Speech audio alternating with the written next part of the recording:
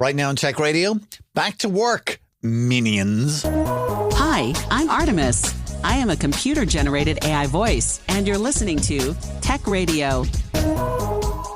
Every week online and on air with RT Radio, we bring you the very latest in tech from Ireland and across the world. This is episode 1036, looking back on the 7 biggest stories of the week, including big news from Amazon Ireland, disturbing news about your smartphone, regardless of brand, and we find out more about the dead internet theory. Plus, our guest Camille Donegan from Airmersive fills us in on a new development for the extended reality sector. Let's get to it. From techcentral.ie, this is Tech Radio with Dusty Rhodes and Niall Kitson. I'm Dusty. Joining me as always is our editor-in-chief, Niall Kitson. Please, can we start off with Amazon? What's the big news?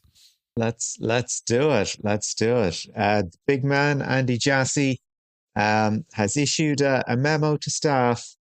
We're all back in the office 5 days a week. That's it. No more of this flexible working, hybrid working, remote working. No, we're back in the office and we're going to prove that we're all being super productive. I know this is hilarious to me. I mean, after since COVID, 4 years of getting used to the getting used to the idea of not having to be based in an office, people's productivity being unaffected. And here we have not the first, but the second mover. I mean, the first one was X, or Twitter, formerly X, or X, formerly Twitter. And that was regarded as something of an outlier because Musk is who Musk is, and that's, the whims of a dictator kind of a thing. Amazon, exactly. A much more rational company, one would imagine their decisions are based on data, have said, everybody back. So Jassy said initially that, look, we have an ideas box. We have where you can put in your complaints and thoughts about management. So managers, we can cut through bureaucracy and managers can be more effective and all this kind of thing, which sounds fine in theory. But when you follow it up with, by the way, we're all back to the office from January, this just smacks of middle managers with nothing to do have to prove their worth in a way they didn't before. And now, because some of the things that they have to prove are probably intangible, it's a case of, okay, everybody protect your job. What's the best way to do it? Get everybody back in the office. Look like you're busy. Impress the boss. That's exactly what this is. I don't know. Your thoughts, Dusty? You're an employer. I hate it when you start getting all socialist and go middle management. I don't think it's middle managers, because something like that would absolutely have to be okayed by Andy Jassy, I reckon. That's a big decision for the company. I don't think it's middle managers because, as you say, Amazon is so data driven that the data will show. And I would absolutely agree with this from my own experience. You get more from the people you employ when they are there every day. Okay, because they have less distractions, they've got better facilities, they're able to sit on your actual network and stuff like that. There's a whole load of different reasons. So you absolutely get more out of it. And in an ideal world, you would kind of say, well, I'm employing them, so they need to be in this location from this hour to this hour, and that's how it works. But as you correctly said, COVID changed the world. And this mixed system of going into the office and doing some work from home during the day, maybe not quite as efficient, but here's where Amazon is going to lose, right? Because you will have happier employees, you will have more loyal employees, and you will have employees that stay with the company longer. That, I think, is where they're going to make their mistake. Yeah, and I think that is one of the mistakes an awful lot of tech companies. Well, I don't think it was a mistake. I guess I'm being a little harsh there, but over the last 2 years, big tech has laid off a lot of people because during COVID there was a spike in demand for their products, so they hired to meet the demand. That demand kind of leveled off and then went into a bit of a tailspin after COVID. So they had to cut their cloth to suit their measures. So they had to let a lot of people go. One of the things that has always confused me about corporate culture in America is when somebody is let go, they tend to post a thing on LinkedIn saying how privileged they were to have worked for such a great company and met such great people, and it's nobody's fault kind of a thing. Um, I don't know. I mean, when the options are put in front of you that here's a great company one, here's an all right company. Company one demands you to be in the office 5 days a week. All right company Mm, gives you more ownership over your work time and your work day. What are you going to go with? As an employee, do you I know. go with the money and something that might look good on your CV, or do you go with something that's going to be better for your wellness? Well, I believe there's been a little bit of research done by University of Galway about what people are expecting from this kind of remote, flexible working situation these days. What have they been saying? Yeah, this is a survey conducted late last year by University of Galway and the Western Development Commission. So, impartial actors and all this. And they found that at the time of the survey, 59% of respondents had a hybrid working arrangement, 38% were remote, and 3% were fully on site. Only 3%. 92% of respondents said the availability of remote working would affect their decision to find a new employer. So people are pushing wellness ahead of, company name on my CV. They're more interested Hmm. in what are they bringing home, not just in financial terms, but in effect of what kind of person am I bringing home? What am I going to be like to be around? I used to work night shifts when I was a very young man. And apparently, like my circadian rhythms were completely flipped and my temperament was awful. I was not a nice person to be around because you're constantly fighting against what your body is telling you to do.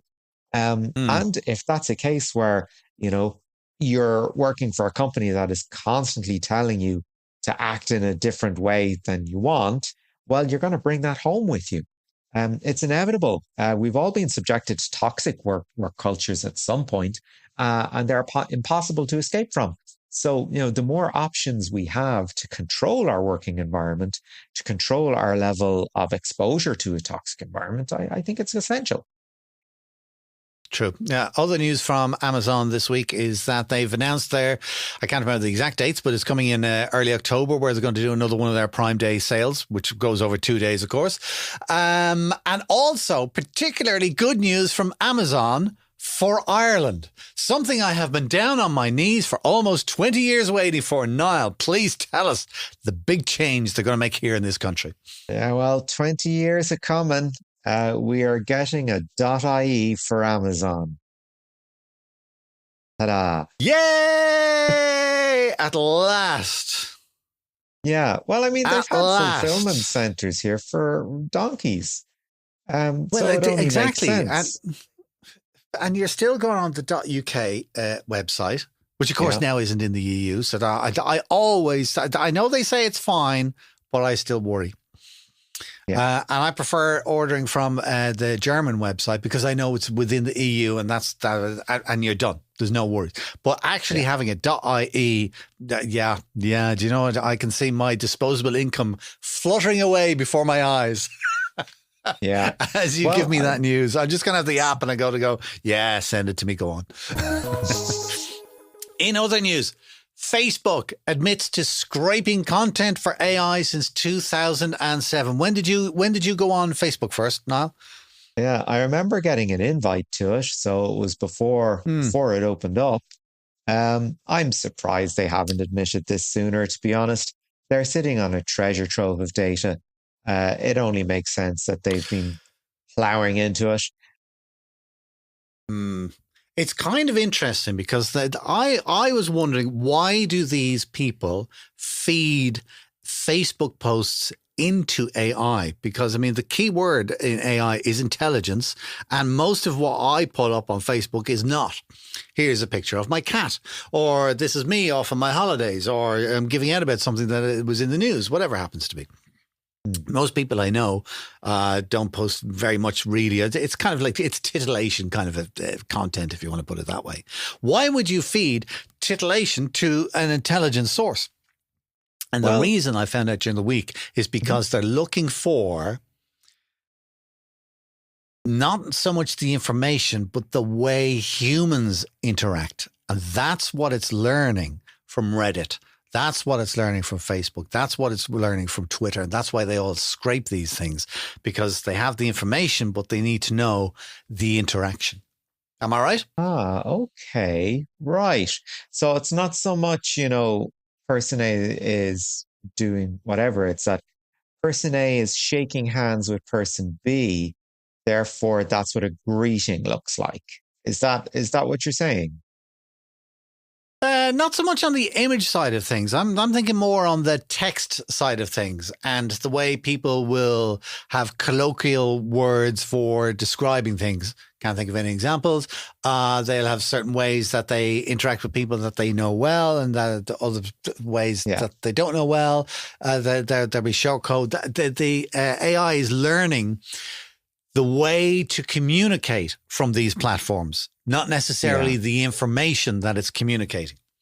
Sure, because they have their large language model, Llama, that they've been using for ages and ages. And as we know, Reddit has been a pretty good corpus for large language models. So to think that, Facebook has been sitting on status updates for nearly 20 years, why wouldn't they use them?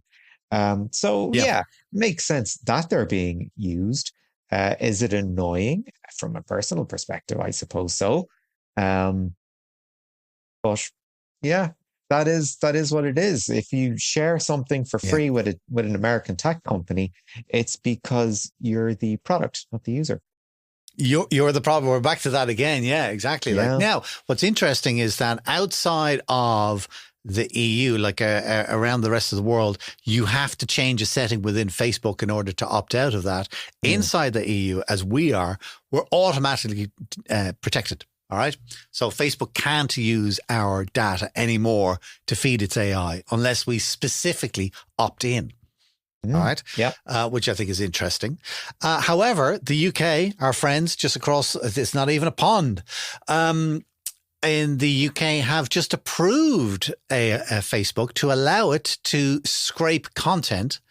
And that sounds shocking until you kind of look into it. And what the UK has approved is it's public posts made by adult members.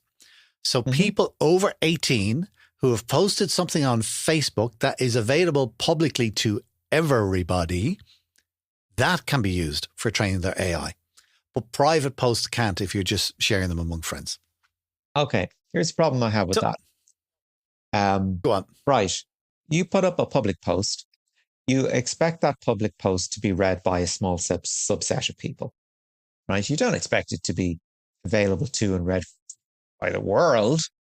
There's a reasonable expectation of anonymity or privacy. Reasonable expectation. And I think that's something that has to be taken into account. I mean, well, if the example is, standing on a corner of a square and shouting nonsense to the world, that's one thing. However, if you post nonsense to a social network, you're losing all kinds of things. So, I'm not sure about that. Yeah, me with my tin hat, as you know, I like to wear. I don't like the fact that all of this data is in the cloud. I just don't like the fact that there's stuff leaving my home, whatever way they say it, whether it be a conversation on WhatsApp, whether it be a post that I'm putting on Facebook, whether it's a photo I'm putting up on Instagram.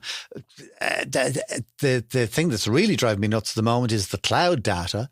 The fact that it's all hosted on Google or Microsoft or wherever it happens to be, because it's all of the stuff, my data information is all somewhere else. Yeah. And if tomorrow Microsoft go, do you know what? We're closing down. Or do you know what? You can't have access to your thing. Or do you know what? We're going to give all of your information to the revenue commissioners. There's nothing I can do about it. Yeah. Interesting I mentioned the revenue commissioners. You would think I wish I had enough money to have that problem. Anyways, but anyway, so there's all that. Anyways, back to Facebook and scraping data for their AI. There's another story out this week where Lionsgate, the big movie company, are going to do stuff with AI as well. What are they up to? Yeah, it's kind of a if you can't beat them, join them kind of a moment. Lionsgate, I suppose you're familiar with the John Wick series. I guess that's their most recent Yeah. massive hit. I mean, you could go on forever about movies that they've made. Big Hollywood studio. Let's leave it at that. They've partnered with an AI firm called Runway to feed all their stuff into Runway's AI. Now, why are they doing this? Well, one, I guess it's removing a giant copyright headache down the road.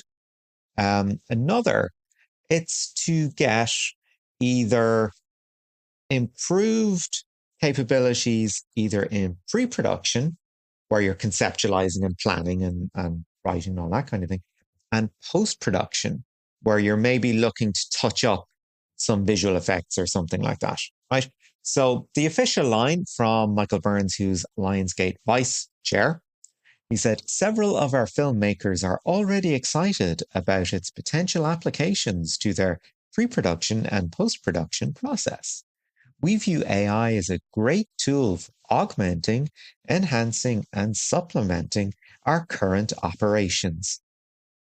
Code for, you are all replaceable, and we can come up with ideas on our own, by machine, and decide that these are the movies we're going to make.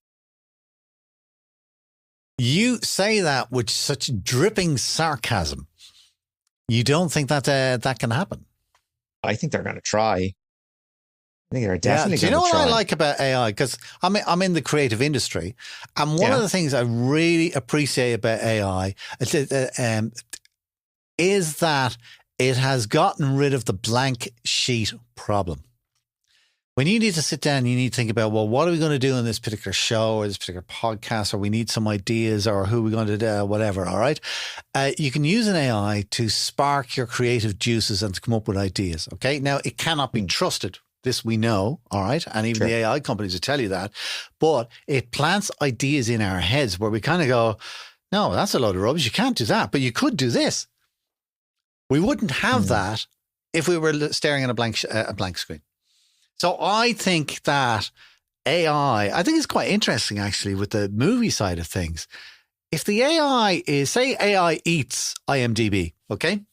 Sure. And it kind of goes, okay, let me look at all the reviews for all the movies over the last 2 years and identify what's the perfect storyline for a movie. And then Lionsgate go make that movie. You would have a family drama populated by superheroes that had something to say about toxic masculinity. Set in a prison where everybody escapes at the end. And it would be called? It would be called The Shawfather.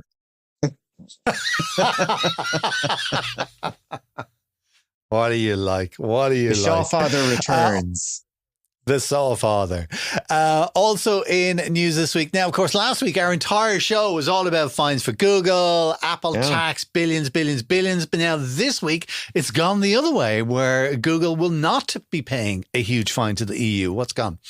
A rare win for Google in when it comes to the EU Commission. They had been slapped with a 1.5 billion euro fine. And this was to do, again, with AdSense.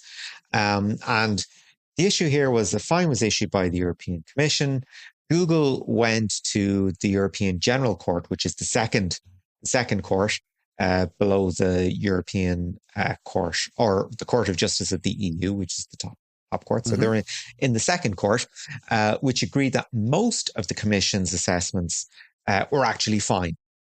However, because they didn't look at kind of the context in which Google's actions were happening, it was sort of an unfair decision. Not something that, has erred in law, not something that is settled law.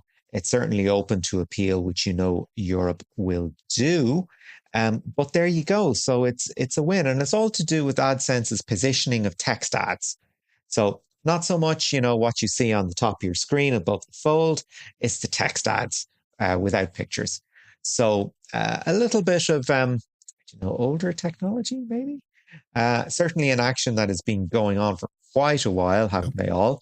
But yeah, a rare win for Google.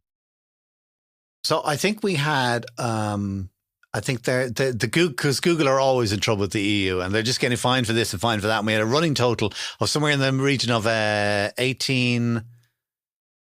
No, it was 8 billion, I think it was. Or how much is this going to knock off that? If the current 3 actions against Google were to work, it would be 8.4 billion. So I think they're down to what, 6.5, 6 point something. That's good. That's a good old saving. Now, the other question I was going to ask, right, was every time the EU imposes a fine and says and has a decision, the tech company appeals. So now, with this decision, do you think that the EU will appeal? Oh, of course they will. There's far too much money at stake. It just runs on and on and on. I don't think with the EU, it's not about the money. I think it's about the decision. And actually, I would think maybe if it was Google, I think the money would probably play a part of it. But I think it's the decision. I think it's the principle of it more than anything else, because it just sets precedent for other things that they're going to do going forward. It does. And with big tech, it comes down to how much the decision will cost in the long run.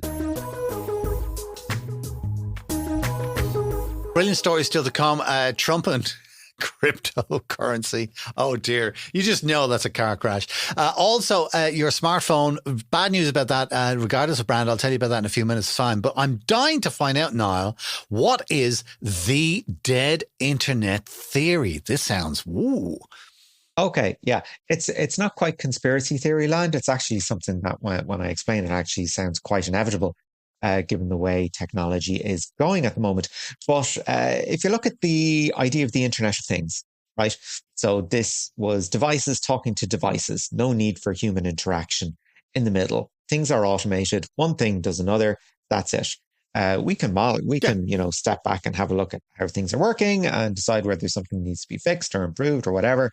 But effectively, things talking to things. Dead Internet theory posits that most of the traffic on social networks will turn into bots talking to other bots with no actual human involvement. And that we're just seeing more and more of this, bots getting into arguments just because they're programmed that way, and just things exploding. And is there any actual humans around? There doesn't have to be. Probably not. Yeah. So that's the dead internet theory. So fast forward to today, where we have 28-year-old Michael Saymon. Thank you very much for your service, sir.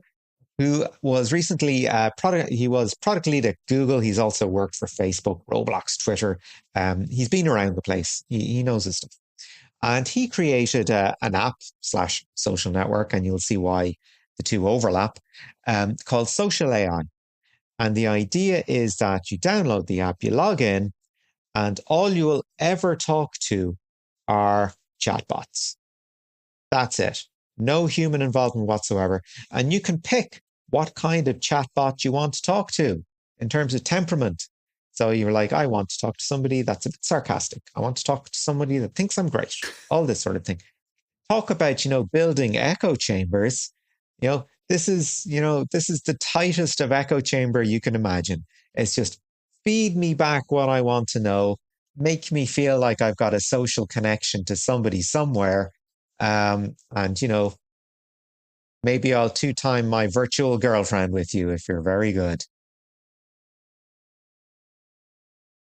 Do you know what I love about this podcast is that sometimes it leads to really deep questions or deep statements, all right? Here's one, because you just put it into my head now after telling us that entire story, right? Okay. The truth, I think a truth of life here on Earth is that the more people there are, the more lonelier we feel. Mm. Because if you think about the amount of people, and even one of the loneliest places to live is actually in a city, because you're surrounded by millions of people, but you don't know any of them. And I think it's really interesting because we've spoken about these kind of chatbot things before, where you're on an app having a WhatsApp conversation with an AI or with a bot. It's not a real human being, but it's like your fake girlfriend who watches all of your posts and gives you all the right answers and makes you feel better about you. It's bananas. Yeah. And you know, there is, I'm not even sure I'd call it a subculture, but there is a culture of young men in Japan that basically don't leave their room. They're called aloners, and there are companies set up just to ring them to make sure they're okay. Very sad, but true. There's a movie made about it as well. I think the movie is just called Aloners. Well, my next story for you kind of ties in with that, because the note I made for it myself, it's like a movie. They are listening. Basically, you know how, and we've all said this jokingly, all right? We go, blah, blah, blah. I was only saying such and such to somebody the other day, and next thing, ads are popping up on my phone for that particular topic. Sure. I never did a search on my phone. I never got an email on my phone about that particular topic. It's just showing me the results. That's weird. I feel my phone is listening to me. Today, we have evidence that your phone is listening to you, regardless of brand. All right. It's an independent report that came out that said there was a marketing agency who are now since gone bust, but they were offering a thing called active listening, where they were saying to advertisers, we listen to what people are saying and we generate this voice data, and I presume it's transcripts that they were using. And what it's doing is it's compiling a profile of that person based on what they're talking about near the phone or on phone calls or whatever. And then it is matching that information with an appropriate advertiser. So the whole pitch, all right, and it's really interesting because you can see the pitch online. They've taken it off their website, but it's on the internet database. What's the one? The Internet Archive. Wayback Machine. It's on there, yeah, all right? The Internet Archive. Yeah. And the whole pitch is, it's like kind of like, all right, if you're selling widgets, we know people who have had conversations about widgets in the last 7 days and are in the market, and we can place your ad in front of those people. And the reason we do it is because we use a thing called active listening, which is listening to what people are saying on their phones. And one of their FAQs is it legal?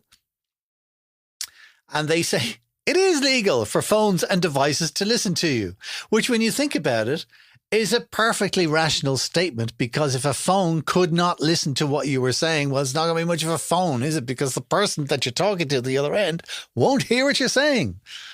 But in that sense, it's legal. Right. Where was this company from? Because we've got were they? I'm imagining in the States, but I'm thinking possibly Australia, not Ireland anyway. That's not Ireland. Because we have wonderful GDPR over here, where you can't get away with stuff like that. You have to enable data privacy by default, and you have to make it obvious to where you can go and change your settings if you wish to contribute or be a part of something. So that's why I was very, very shocked about the story when you sent it to me. Because straight away I was like, okay, where is this? Because it's definitely not in the EU. If it was an American company, I totally believe it. Britain seems to be in a little bit of an in-betweeny space at the moment. Halfway. They'll get there. I'm convinced they'll get there. But I was very surprised when I read it. I mean, was I shocked? Well, actually, a little bit. Maybe I've just gotten too used to GDPR having my back for a few years. Yeah, that's the first time that I have seen a story that says, yes, it is actually happening. Now, if it's happening with one marketing agency, you can be darn sure that it's happening with a whole lot of other marketing agencies. Maybe we're a little bit protected in the EU because, as you say, with the DSA and stuff like that, that people wouldn't try it on, but there are always unscrupulous players there. So in my head, all I'm thinking is, well, actually, do you know what? It's possible. But then again, this is why I got Alexa. All right. I don't like the thought of it sitting there and listening to what I'm saying. All right. Mm-hmm. But I went, my phone has been doing that for years, probably. So I might as well. That was my thinking and my reasoning. So am I going to be tin hat enough where I'm going to keep my phone in a box and only use it when I'm making phone calls? No, of course not. But it is just interesting that every single word that you say could be sucked up by your phone, could be thrown into a transcription service, could be analyzed by an AI, and could be matched with. I mean, advertising is a fairly mild use of that information. What if it was used somewhere else? What if a conversation you were picking up and you were kind of going, oh, I don't like what's going on in Gaza at the moment, for example. All right. Yeah. And all of a sudden then you're being fed information that would amplify your political views. Yeah. I don't want to go down that road, but I'm just kind of saying whatever happens to be, like, you know, so it's just, it's freaky. It's freaky. Anyway, I was interested in that. Last story this week, Mr. Trump. Oh boy. Yeah, I saw this about he's got crypto plans and cryptocurrency and tell me about it. He doesn't. Let's be honest here. He went to a conference in July, said the word crypto, and all the guys went, "Yay, Trump! Yay!" Yeah. And, you know, he went from saying it's a bit of a scam, isn't it, to "I love crypto. Let's do crypto. We got to crypto everything." So he's coming up with his own token. In the meantime, he is now part of World Liberty Financial, or rather the Trump sons are, all three of them. And he's kind of the front man, if you will, but he's not actually doing that much. What's interesting is they have hired, as you would expect, the best people. So they've hired the guys behind... yeah, look, it's a great quote. I know one of the people they've hired. Go on, go. Is the self-proclaimed dirtbag of the internet, Chase Harrow. They've also hired Zachary Folkman, and between them, they co-created a site called Subify, which they described as a no-censorship competitor for Patreon and OnlyFans. Because, you know, censorship is the exact word you come up with to think about both those websites and services. So World Liberty Financial already has its own crypto token, WLFI, which is basically worth nothing, according to Coinbase when I checked it this morning. Trump's own technology and media company shares are down 15%. You can pick one up for about $15, pretty much trading on the man's brand recognition and probably not a lot more. The people that love him will go buy it. People that hate him won't. That's it. That's your choice. I think they had another bout of NFTs released. Their first bout of NFTs sold out. As we know, the NFT market is basically dead. The average lifespan of an NFT is 18 months in terms of demand. Is this another grift? What do you think, Dusty? Oh my God. The bit where I was laughing the most is that one of the big people in this whole Trump cryptocurrency launch and stuff like that is his 18-year-old son, Barron. Yeah. Yeah. And he knows nothing about cryptocurrency. And he was doing a whole question answer thing or something on Twitter. And it was obvious as hell that Trump knows nothing about, you know. Now I don't like to put down my mom very much, all right, because she's in her 80s, but she's sharp. She knows way more about cryptocurrency than Donald Trump does. He knows nothing. No, wouldn't touch it with yours, I believe is the Dublin expression. So he knows a market when he sees it. You got to say that much. There you go. But ironically, I think the crypto market likes Trump more than whatever the other way around. And I think if he is elected, I think it's going to do very good for Bitcoin and other cryptocurrencies. That's my feeling. Yeah, in the sense that, you know, its value is purely speculative. I mean, the whole idea of Liberty Financial is that it's going to be a lending service and borrowing service of pretty much payday loans. Ultimately, for me, that's what it's going to be for people that are unbanked or underserved communities. So people are going to suffer because of this. But in the meantime, hey, Trump, let's all buy in. Brilliant.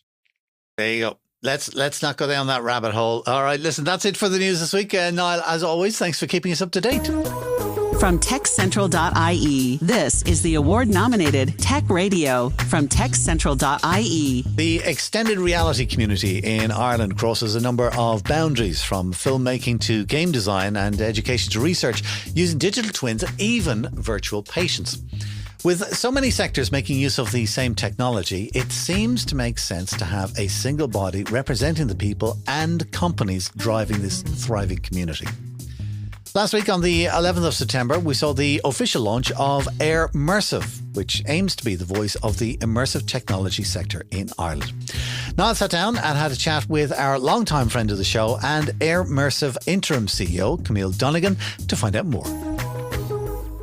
Camille, Airmersive as a brand, I suppose it's been around a while. However, current incarnation of it is really all about professionalizing the augmented reality or the extended reality community, isn't it? Absolutely. Yeah, we've been fortunate over the last 6 months to receive funding through the Creative Ireland programme. And that is strategically to support the roadmap for digital creative industries, which is 2024 to 2026. And we're at the table along with the IDI, the Institute of Designers Ireland, IMERT, the Games Body, and IAPI, the Advertisers Body. And essentially, we're there as the voices of industry around the table with government, both the Department of Enterprise, Trade and Employment and the Department of Tourism, Culture, Arts and Heritage and Media and Sport. And we're very fortunate enough to be in a position to bring the needs and wants of each of our industries, a lot of which have crossover challenges, as you might imagine, say, with games and immersive, that we would share a lot of challenges, and to bring those directly to government. And it's all about bolstering the creative industries, the digital creative industries, for them to be recognised and tracked as a sector, which is a first for Ireland. That's a very difficult remit, really, to act as one voice for such a diverse sector when you've got, indeed, gaming at one end, all the way up to things like digital twins and digital patients being used in research. So are you finding any difficulties in how basically sectors either talk to each other or talk to within themselves? Have there been any, I don't want to say problems, but challenges with a shared vocabulary and a shared sense of mission? Actually, we've been really fortunate enough with the other representative bodies at the table. We've been able to share, support one another, grow from one another, professionalize as representative bodies from one another's sharings and insights, because we're all at slightly different stages. IMERT, IAPI, IDI and ourselves. So it's been an incredibly positive journey. And I particularly want to give a call out to Charlotte Barker at the IDI, who's been an incredible mentor to both myself and Airmersive, because the IDI is an established representative body. It's been around since the 70s. And we're the new kid on the block, if you like, with a very nascent sector. So more established sectors, less established sectors, of course, there's differences in our needs and wants. But as I mentioned, to be at the table with government and to be able to bring the needs and wants of our sector into the conversation. So we don't necessarily need to find the commonalities in our industries and our sectors. We're just bringing the issues to the table with government. And then we're working together to have a consolidated data framework, which is going to be really key moving forward. So ourselves, the IDI and IMERT, are looking to find a collaborative methodology for data collection across our sectors. And then we can, over time, look to benchmark the sector year on year with this shared methodology. And IAPI are quite far ahead in that regard. They have a really strong data framework that works well for them, and they've been collecting that for many years, but obviously they have a very established sector. So working on the data framework is a key pillar of the work that we're all doing as part of the Digital Creative Industries Roadmap. We're also combining and working together regarding skills. And again, we're at different stages. So there's an apprenticeship in immersive technologies that will launch next year. It got approved by the Apprenticeship Alliance, working with Mayo, Sligo, Leitrim, ETB. That's massive for our industry and really vital. to have this pipeline of talent, and obviously working with the apprenticeship methodology and framework from government. However, the IDI did a really significant research with their community and their members, and discovered that apprenticeship isn't necessarily the best fit for the design industry. So it's about working together and learning from one another, and then obviously acknowledging where there's different paths. There is that eternal, I don't want to say conflict, but Tension. or butting up heads between engineers and designers who have very different needs, and occasionally sort of don't speak each other's language. In talking about bringing things to government, of course, there has to be that sort of other side of the conversation as well. It's all very well presenting to government, but you need to know that you have an ear there as well, somebody that's actually listening to you. Have you had any conversations with specific members of government? Well, we were very fortunate enough to have Minister Cleary, so it's Dara Cleary, TD, Minister of State for Trade Promotion, Digital and Company Regulation. He officially launched the Immersive Network on Wednesday night, and he has a genuine interest in the sector. He knew several of the companies in the room already and had even been to some of their offices before. He absolutely kind of gets it. In inverted commas, he gets the potentiality for immersive technology solutions, and it was a real recognition and acknowledgement of the sector that is thriving in Ireland, albeit small, and immersive is actively connecting the ecosystem because it has been fragmented up until now. And so Minister Cleary absolutely is recognising the value of the sector, as I mentioned. And we're fortunate enough with the work that we do with the Creative Ireland programme. We are working closely with Tanya Bonatti, Rebecca Minch and Adele Meany and the team there. And also, as we're on the Forum for Digital Creative Industries, we're very fortunate enough to be in conversation with entities like Údarás na Gaeltachta, Enterprise Ireland, departments such as the Department of Further Education, the Department of Education, and others. And so being at tables with the meaningful conversation to bring our sector forward is vital at this time, and to be recognised as a sector in and of itself. The immersive technology sector is being recognised in its entirety by government at this time. I suppose there's two elements to what you might be examining as a sector.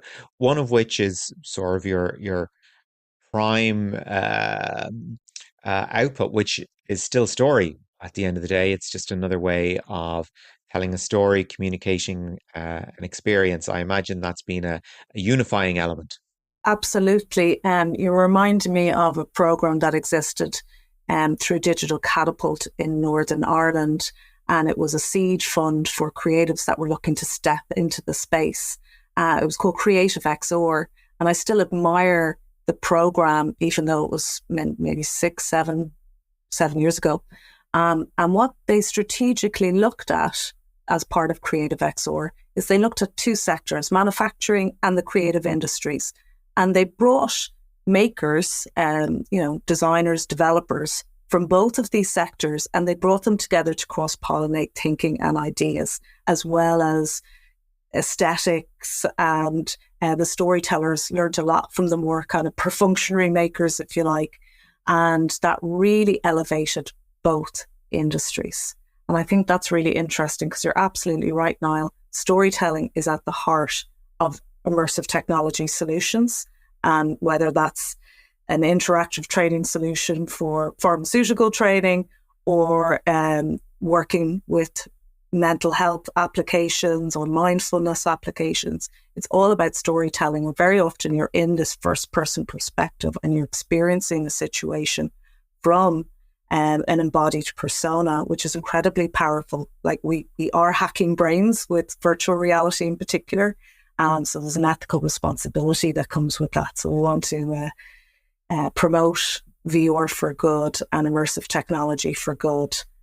These These are powerful mediums that can help to build confidence and really shift humanity in profound ways, in fact. I suppose then a second output, if you will, of immersive will be opening up additional markets to Irish companies, because we may be small and mighty, our ideas may be very good, but the internal economy just doesn't sustain XR at the moment. So what would you regard as being sort of the target markets? Well, on Wednesday, we were fortunate enough to have our keynote speaker was Michael Barngrover, who's Managing Director of XR for Europe.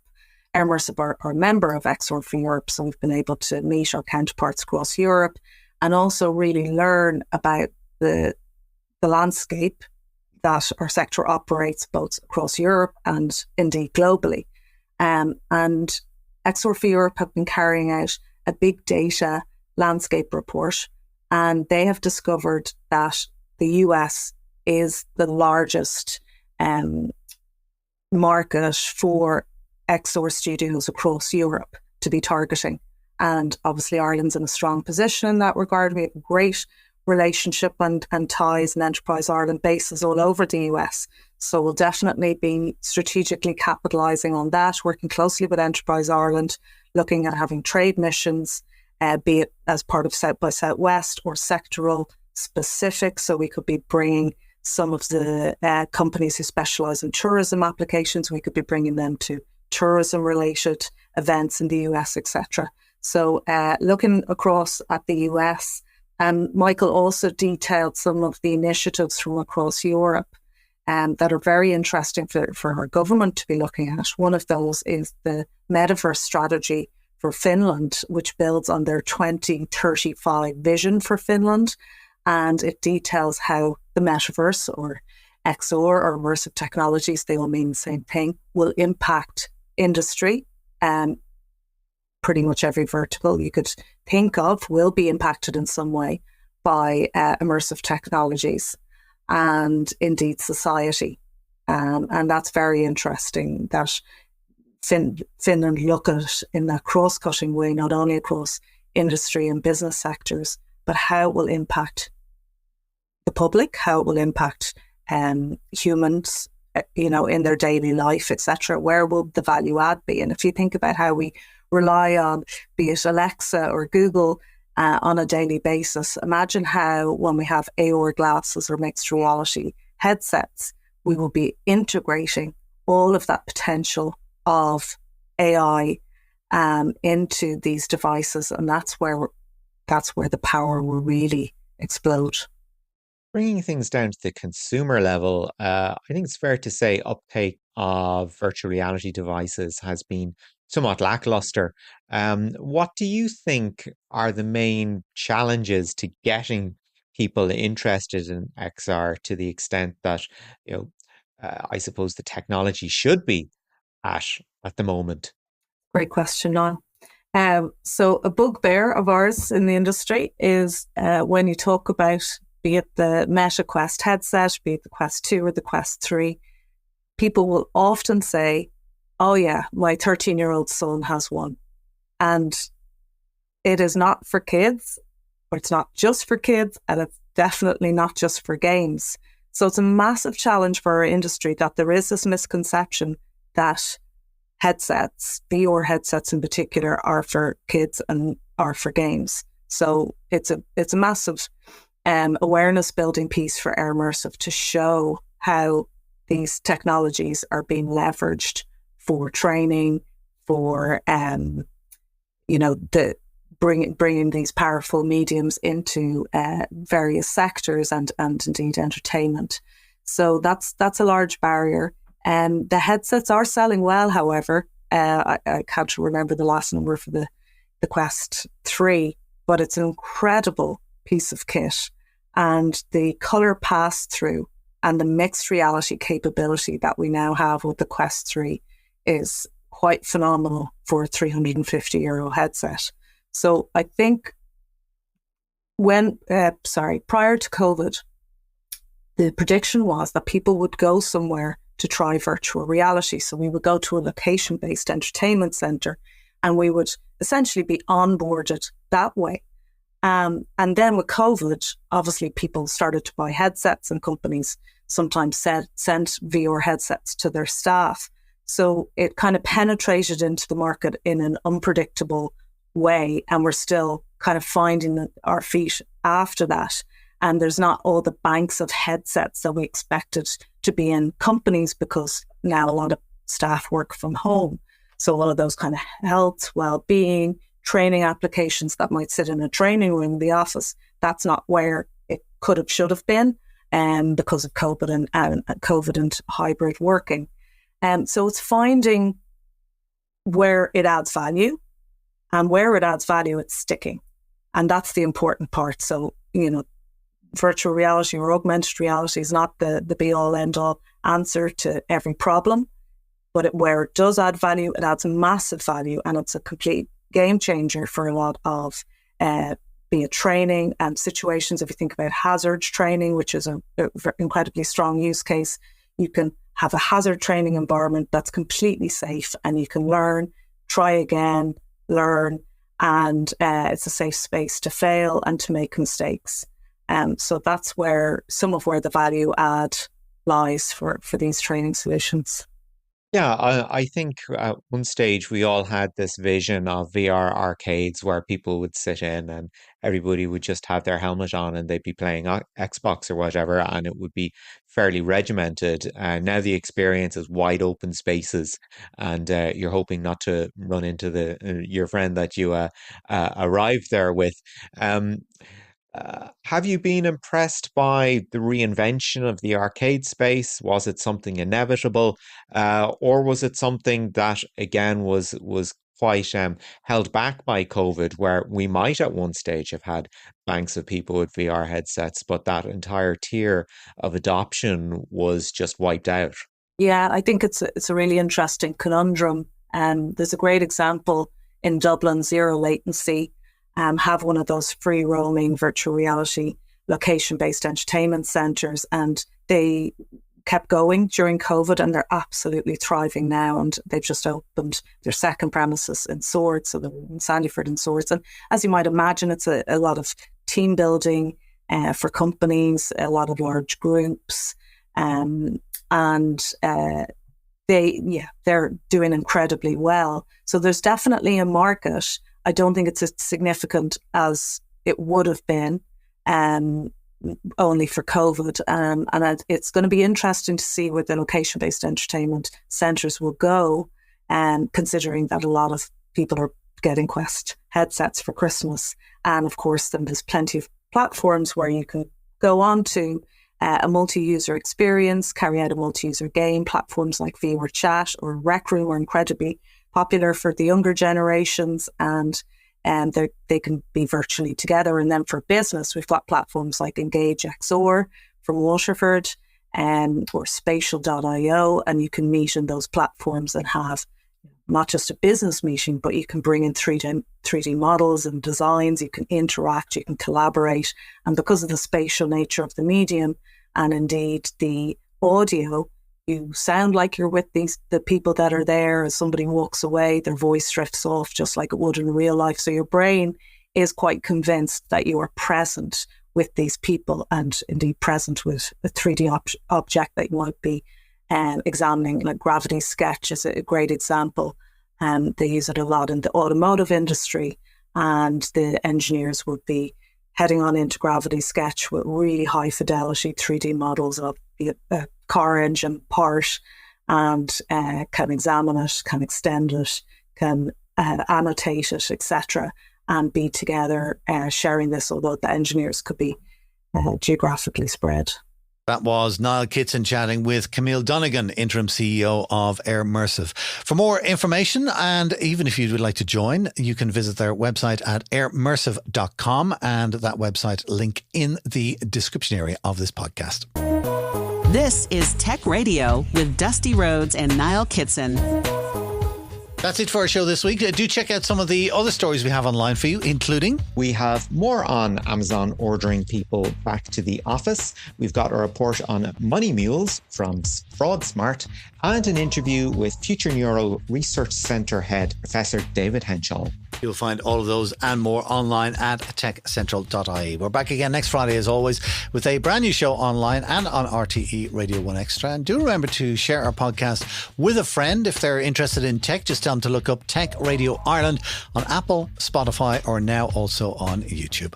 Until next week, from myself, Dusty Rhodes, and from Niall Kitson, as always, take care. Have a great weekend. Remember, you can get the latest Irish tech news with hourly updates, daily newsletters, and more at our website, techcentral.ie.